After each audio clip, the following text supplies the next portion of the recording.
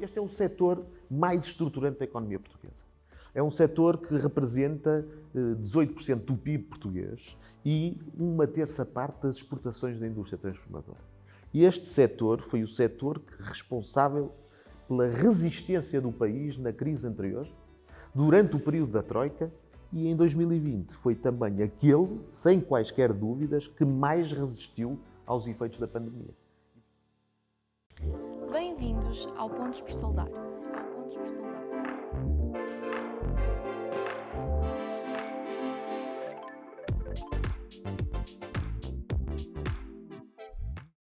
Olá, bem-vindos a mais um episódio do Pontos por Soldar, podcast onde falamos sobre a indústria portuguesa. O meu nome é André Ferreira e hoje estamos aqui com o Dr. Rafael Campos Pereira, Vice-Presidente da IMAP. Dr. Rafael, muito bem-vindo ao podcast. Obrigado por nos receber aqui na IMAP. E a minha primeira pergunta é a pergunta da praxe. O que é a IMAP? Como é que a IMAP pode ajudar as empresas portuguesas? Boa tarde, antes de mais nada, muito obrigado por este convite. Tenho muito gosto em participar neste podcast, neste novo episódio, por todas as razões. É uma empresa associada, a Motofil, que promove estes podcasts. É uma empresa que, ainda por cima, é uma empresa referência nas tecnologias de produção em Portugal. Sou amigo do João Carlos Novo, que é um grande empreendedor, por quem eu tenho admiração e além de uma relação muito cordial. E, portanto, tenho muito gosto em participar aqui nesta vossa iniciativa e, passando para a resposta à primeira questão que foi colocada, aliás, a Motofil é uma empresa associada. Aliás, o grupo Motofil tem várias empresas associadas aqui na IMAP.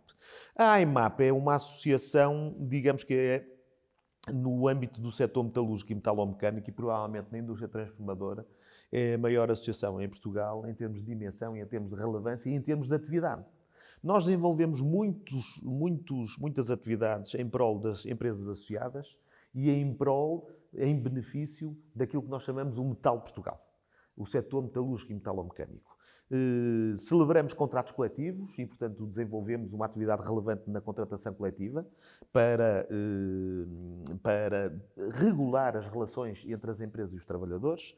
Temos aqui um grupo de pessoas muito qualificadas que prestam apoio em diversos domínios, no domínio da legislação laboral, da legislação em geral, da qualidade, do ambiente, da higiene e segurança, da metrologia, muitas atividades em que desenvolvemos consultadoria diária aos nossos associados. Promovemos ações de internacionalização, missões empresariais, stands coletivos em feiras de referência, missões invertidas. Inclusivamente, agora, somos a associação que está a liderar a presença portuguesa na Hannover Messe 2022, a maior feira de indústria e tecnologia do mundo, em que Portugal vai ser o país parceiro, portanto, para todos os efeitos, o convidado de honra em 2022, e a AICEP e o governo português pediram à IMAP que liderasse a presença portuguesa. Portanto, isso de facto é uma honra, um orgulho e uma responsabilidade. Mas desenvolvemos muitas outras atividades. Por exemplo, promovemos compra de energia em grupo para que as nossas empresas possam aceder a eletricidade e gás natural em condições privilegiadas no mercado. Privilegiadas em sentido figurado, como é óbvio, com uma excelente relação qualidade-preço. Nós fazemos leilões, digamos assim, para que as nossas empresas possam ter acesso aos melhores preços com a maior qualidade.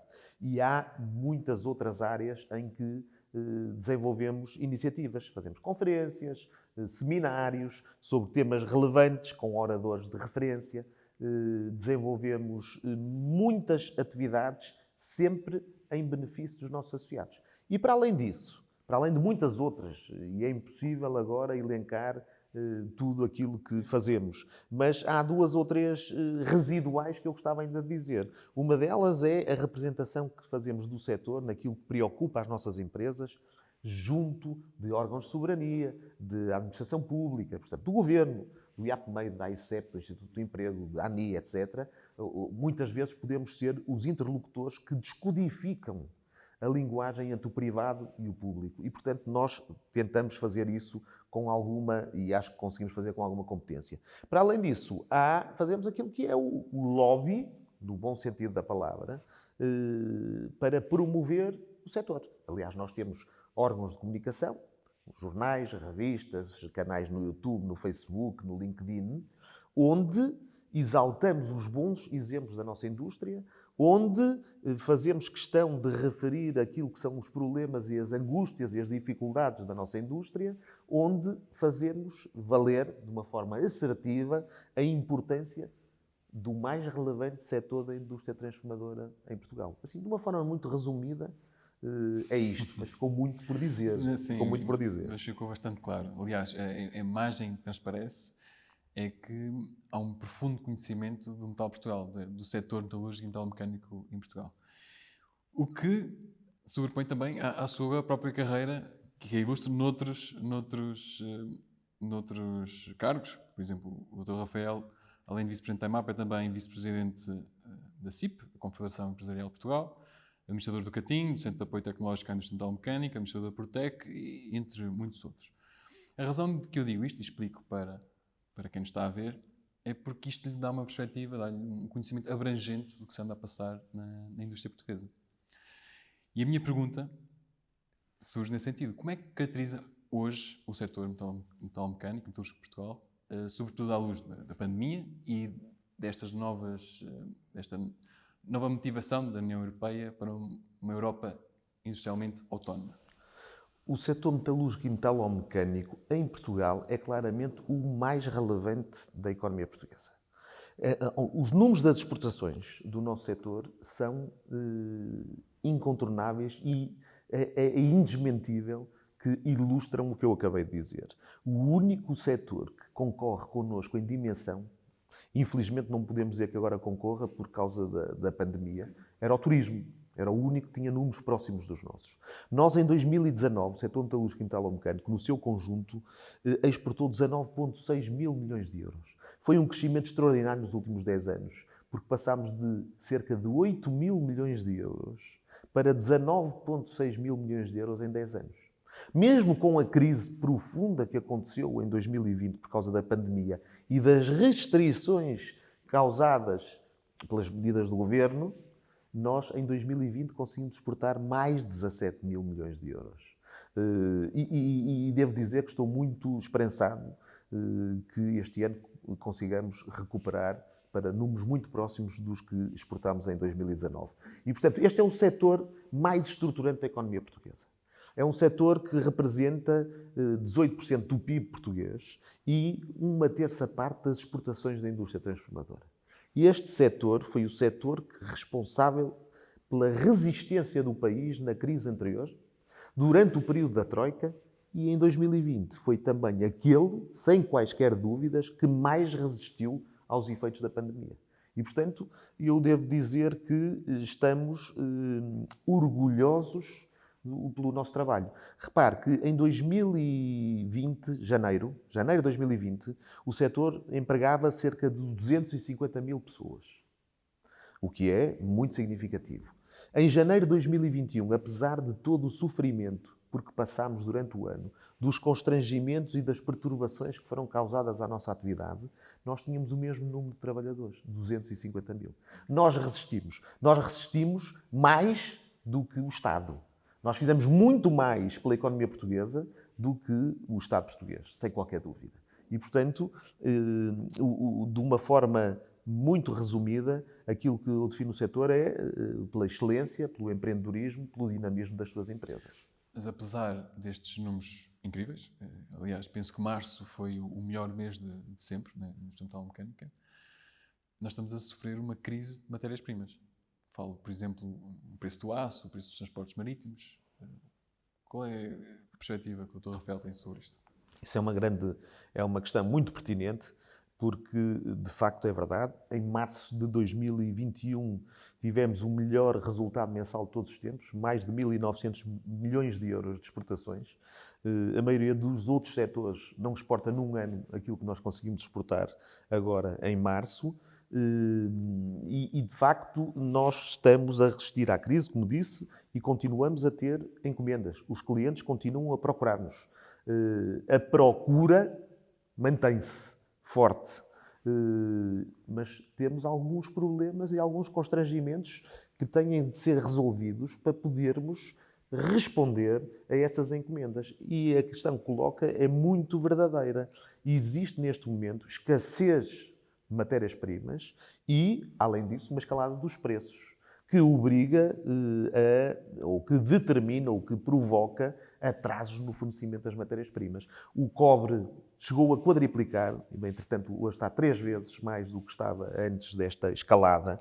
O alumínio, o aço inox, a generalidade das matérias-primas com que trabalhamos, em alguns casos duplicaram, noutros tiveram aumentos de 60%, e de facto nós não podemos repercutir totalmente estes aumentos nos preços dos nossos produtos, daquilo que vendemos aos nossos clientes, porque perdemos competitividade e perdemos a própria procura, não é? E, portanto, não podemos fazer essa repercussão direta. E, portanto, temos essa dificuldade, estamos preocupados com isso. Associado a isso, também a questão que referiu e bem, do aumento dos custos e do preço dos transportes marítimos, as restrições à mobilidade rodoviária que houve e continua a haver, a dificuldade e a escassez dos microprocessadores para alguns subsetores, nomeadamente das tecnologias de produção, dos eletrodomésticos, dos componentes para a indústria automóvel, etc. E, portanto, há uma série de dificuldades com que nos estamos a confrontar que nos prejudicam a performance. Eu imagino que se ultrapassarmos estas dificuldades, os nossos resultados serão ainda melhores. E falando em ultrapassar estas dificuldades, há bocado falou também um bocadinho do papel do Estado.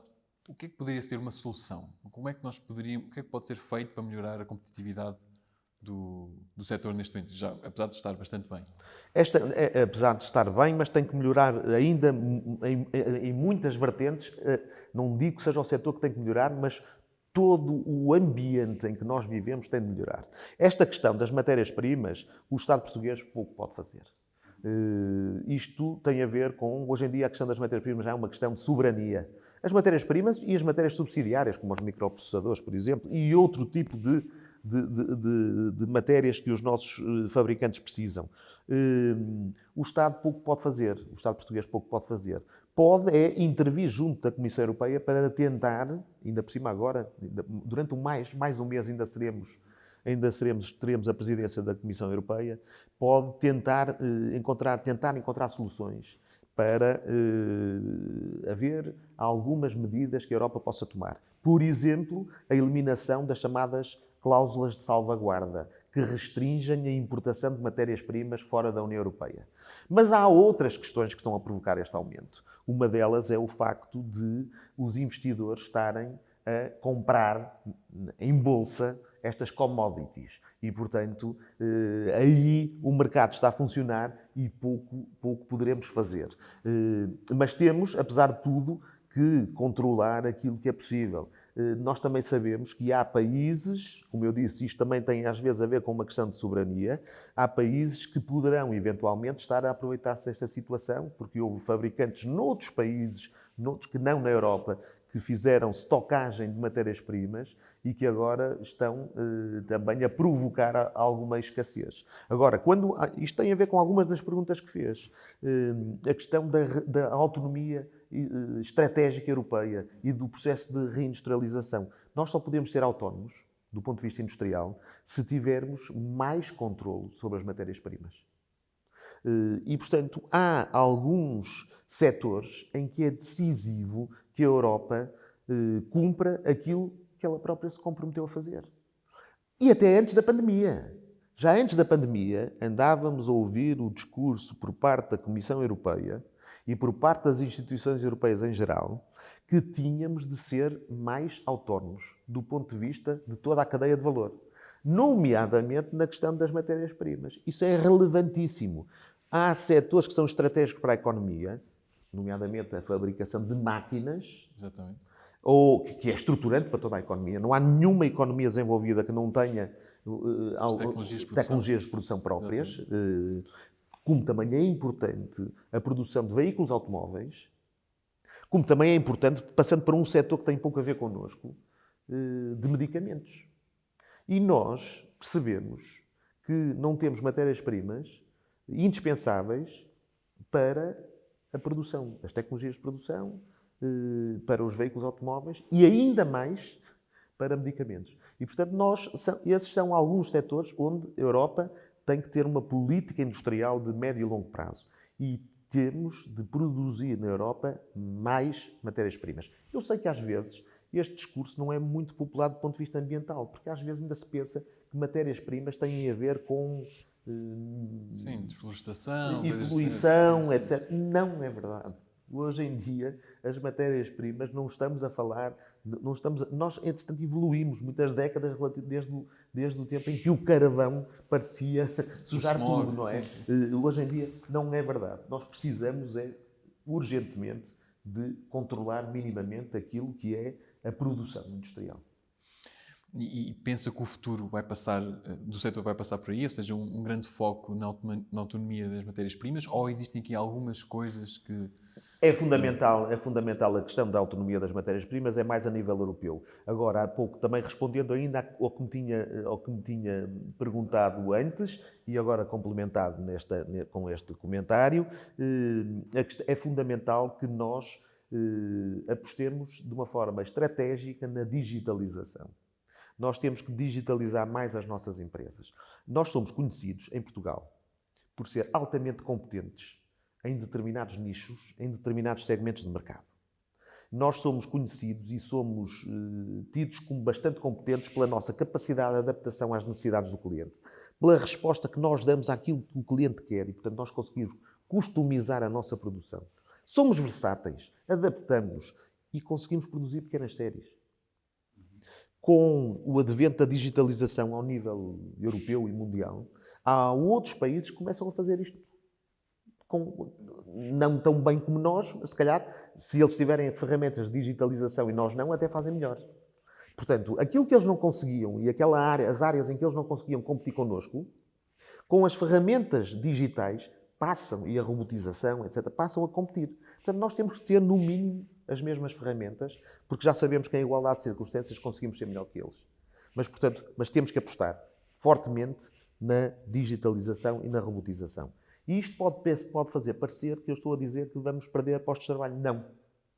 O que eu digo é que temos que substituir os postos de trabalho mais obsoletos por perfis profissionais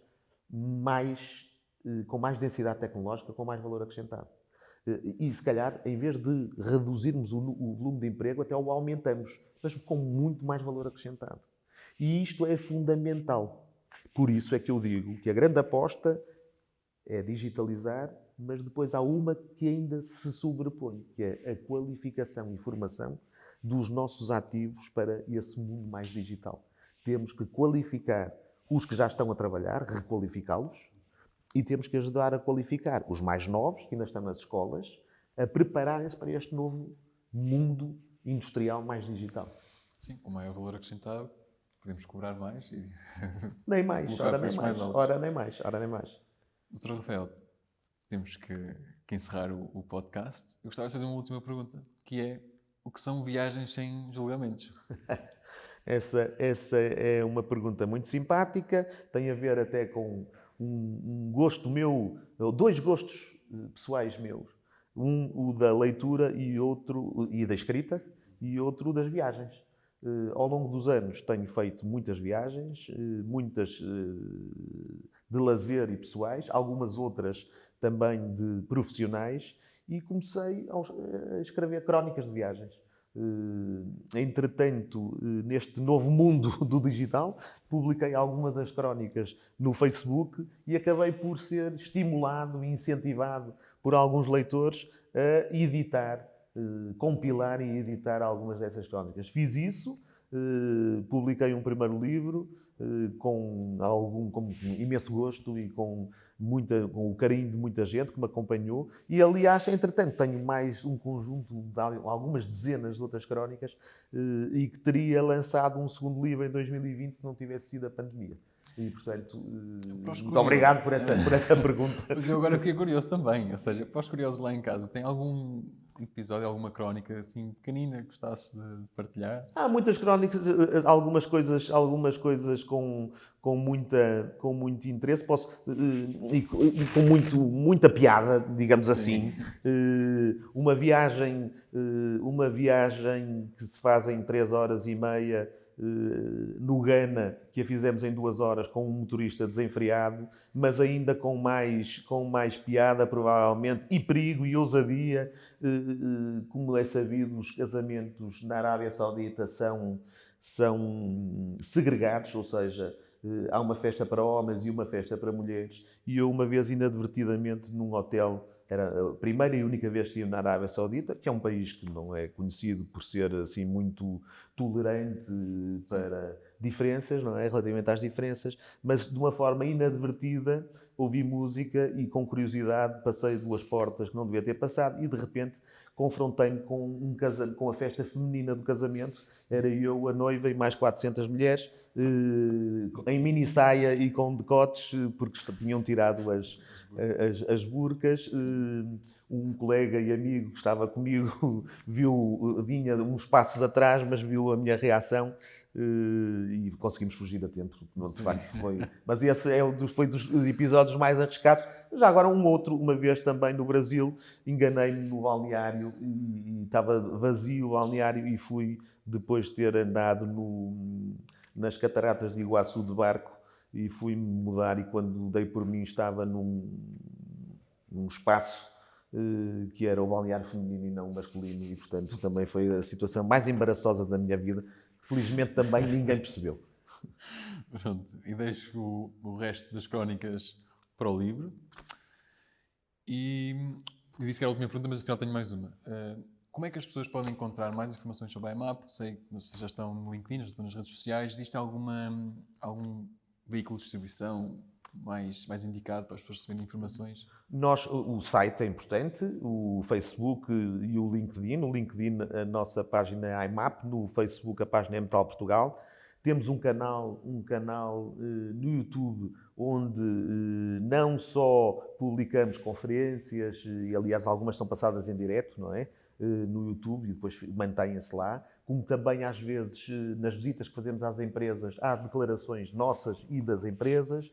E mais ainda, em muitas matérias que sejam relevantes, nós às vezes emitimos declarações, fazemos esclarecimentos aos associados, etc. E, portanto, eu até convido todos os que nos estão a seguir a subscreverem o canal da IMAP no YouTube. Acho que é útil, tem informação que é muito atualizada, sempre em cima da hora, nas questões mais relevantes. E também serve para termos uma noção do que é que se está a fazer no setor metalúrgico e metalomecânico. Mas, para além disso, eu aconselho a que falem connosco.